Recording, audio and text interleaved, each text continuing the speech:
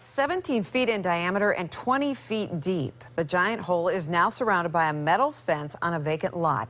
However, geologists and engineers have been out there all day assessing the situation. And News Channel 8's Melanie Michael continues our team coverage at this hour. Mel, what are they saying? Hey, Stacey, good evening to you. Well, first of all, we spoke with that expert just moments ago, and he tells us he's very concerned about the future of this neighborhood. He also spoke of the emotional impact this took on all of these homeowners, and he tells us the future is very precarious. It was exactly what this community feared the most, another sinkhole. People in this Seffner neighborhood have been living on edge, literally, wondering when the next tragedy would strike.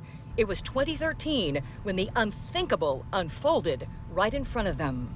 I was here when this happened originally, when Mr. Bush had, fell into the original sinkhole, and we were here for days, and it was a pretty tragic event. So to hear that this happened again on the same property, I was shocked. I'm like, no, this can't be true. His nickname is Mr. Sinkhole, and he's worked on thousands of sinkholes over the years, including the one 2 years ago, where part of a home was sucked into the ground in Seffner, swallowed by the earth, taking a man's life unexpectedly while he was sleeping. It's got to be hard for the family today to walk by and sort of reopening these wounds, so to speak, that they dealt with a few years ago, thinking maybe it was gone, The sinkhole then was so deep that engineers broke the devastating news to the family of Jeff Bush. There was no way to retrieve his body. It proved to be too dangerous and could possibly end another life in the process, which left the young man entombed.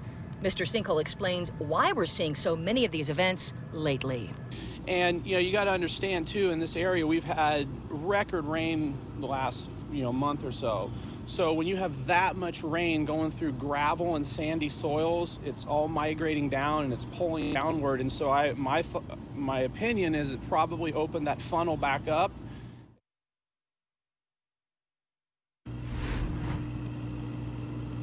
And once again, Mr. Sinkhole is quite concerned about the future of this neighborhood. He is hoping that the county is very proactive because, again, we saw this 2 years ago. Now it's 2 years later, and our expert tells us he does not want to see it another 2 years from now. Stacey? All right, Melanie Michael live in Seffner tonight. Thank you.